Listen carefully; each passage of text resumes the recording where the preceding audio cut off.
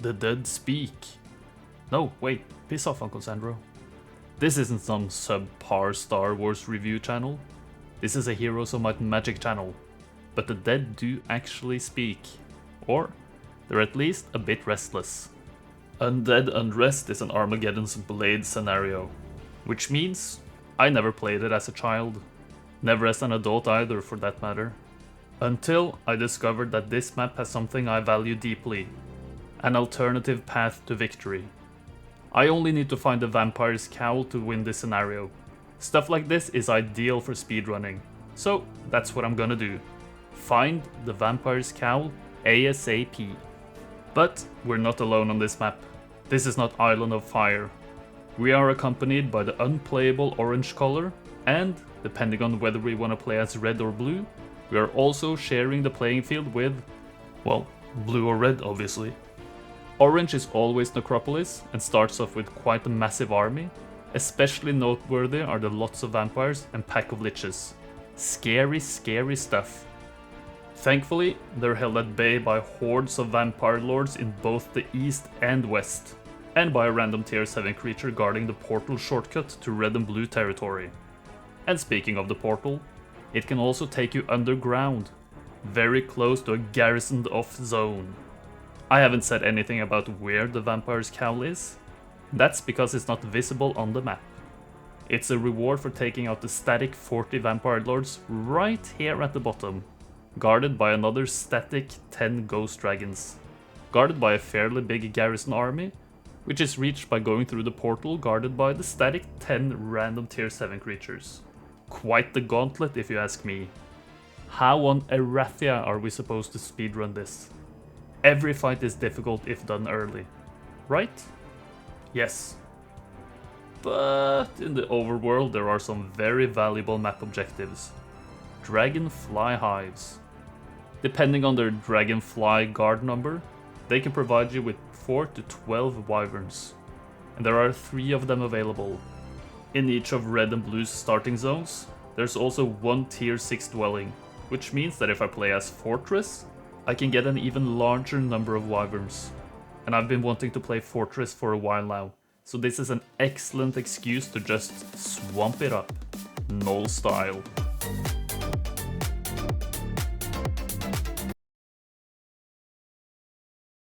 Yeah, that was lame, sorry. Moving on.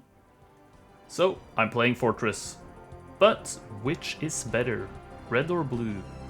Just looking at the starting zones, it should be fairly obvious. Blue is just better by a mile.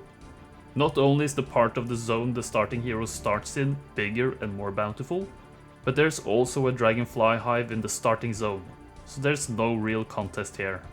The next question is, which starting hero is the best here? Since my strategy is wyverns, Broghild should be great, no?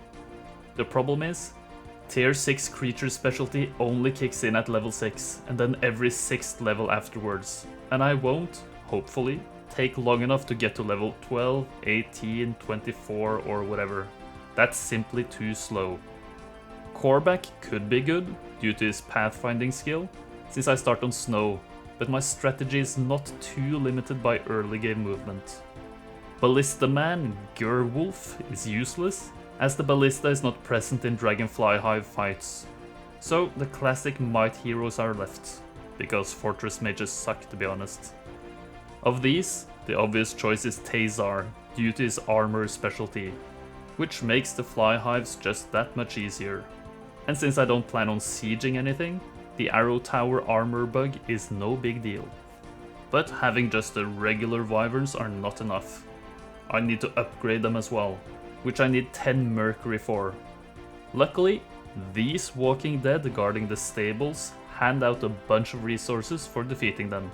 And among that, 10 mercury. Perfect. So, the plan?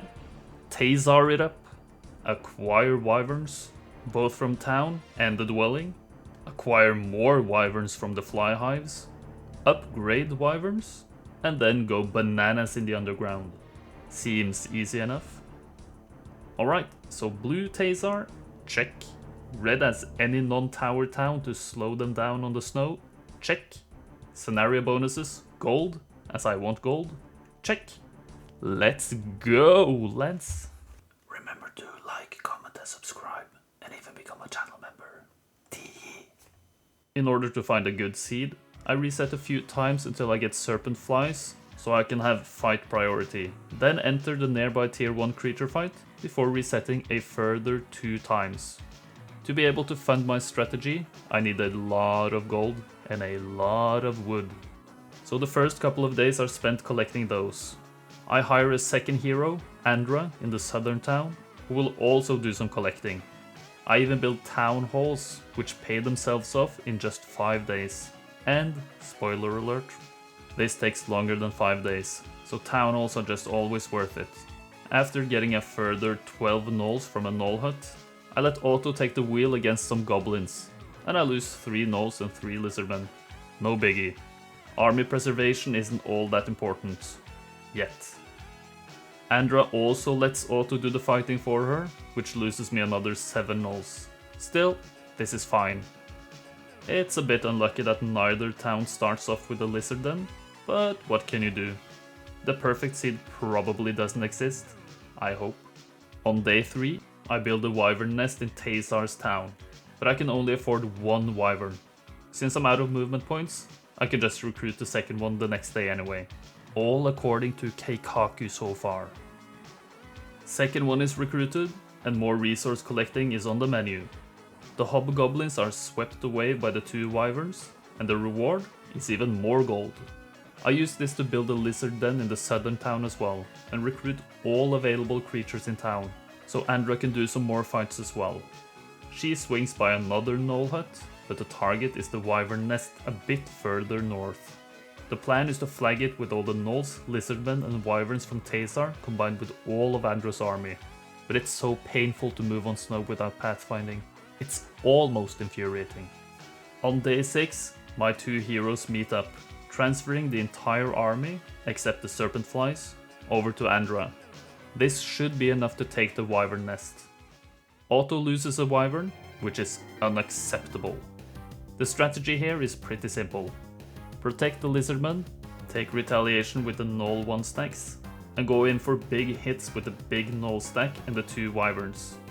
This strategy lets me take out 3 out of the 6 wyverns on turn 2, while losing only 1 gnoll, so far. Unfortunately, the enemy wyverns decide to hit the big gnoll stack the next turn, but it's fine, as I don't really care for the gnolls anyway. A lizardman hit and a gnoll swing seal the deal. Overall, a good fight. Way better than Otto's anyway. 2 more wyverns, and Andra goes straight for the vampire lords nearby. This time, the auto result is acceptable, so I accept them. More gold is yet again the reward. Taysar's day 7 goal is to end on the first dragonfly hive, while Andra needs to be able to transfer the next week's wyverns over to him. I'm not sure the decision to let Taysar have all the slow units was the optimal choice, but at least it makes absolutely sure Andra can actually reach. Week 2, day 1, Andra recruits 2 more wyverns, and I hire Marist in the north town, who then recruits every unit available, before heading towards Taysar. Andra trades over the wyverns to Marist, and Marist trades the wyverns over to Taysar, along with some cannon fodder. This setup lets me only lose gnolls and no wyverns to this hive size. Otto wins easily, Taysar levels up to expert armor, and I get another 6 wyverns. Hive sizes are what I was resetting for, along with a tier 7 portal guard creature, which you'll see later. Afterwards, Marist transfers over some more meat, and Taysar takes on the starting zone guard, 20 vampires. Otto manages to lose a wyvern, but this is easily doable without losses. I just wait with the wyverns on turn 1, hit with the lizardmen, and let the vampires move forward. Same deal on turn 2, but now I send the wyverns in for a hit, taking them all out after a morale. Easy peasy. I can even reach the second fly hive on this turn, and I just split up the lizardmen meat into 1 stacks and let Otto do his thing. Easy win, and we level up again, finding logistics this time, which is very nice. I'm now up to 23 wyverns, which is all I'm getting. I'm not going for the 3rd fly hive, but I still need to upgrade the wyverns I've gotten so far. So Tazar sets his sights on the stables.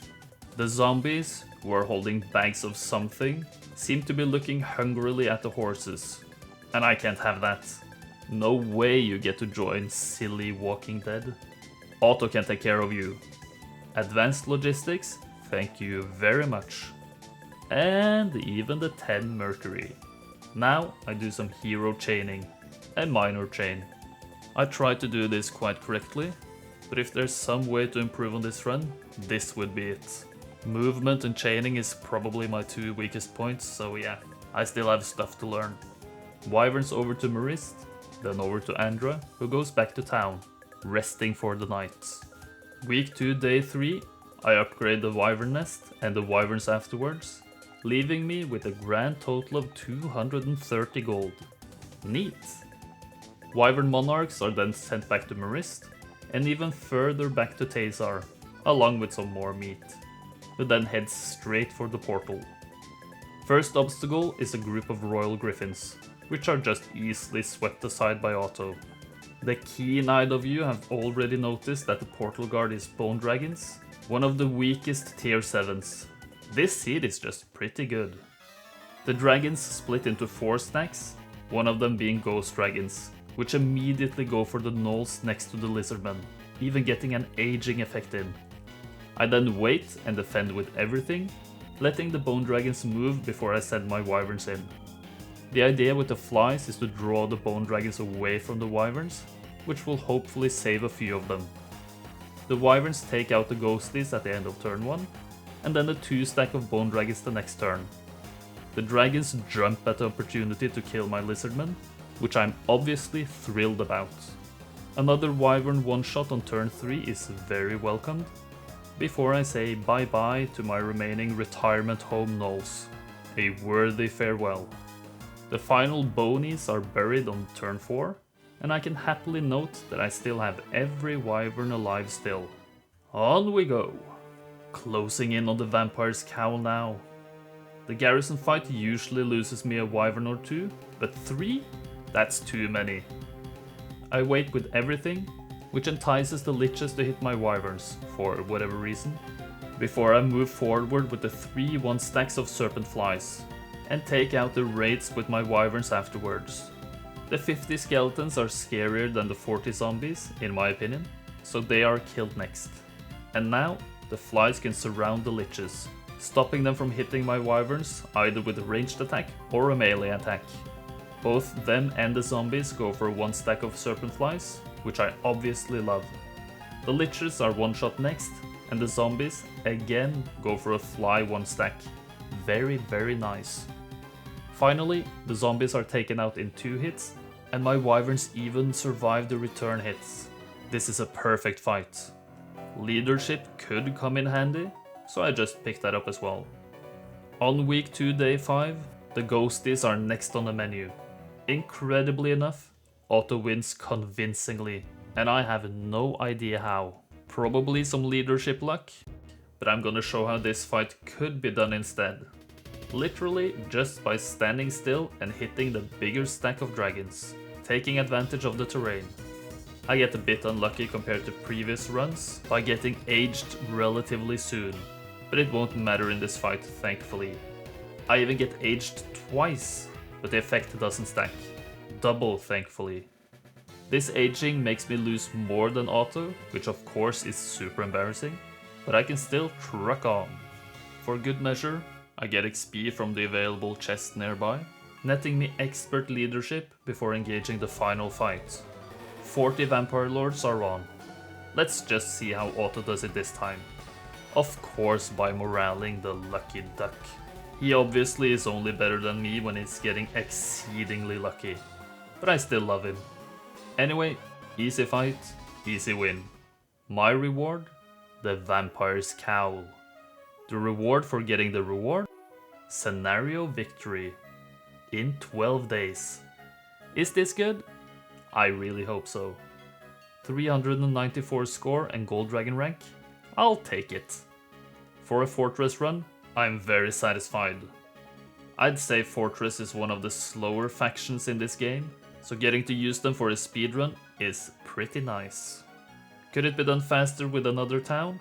Conflux has a habit of pulling a rabbit out of a hat, so I can't really rule it out. Anyway, I hope you enjoyed watching. I enjoyed playing. If this fancies your tickle, please leave a like, comment and a subscription. Ballista channel members even get access to videos one day early, so sign up for that now, if you want to. I hope to see you next time, and that you have a might and magically good day. Bye bye.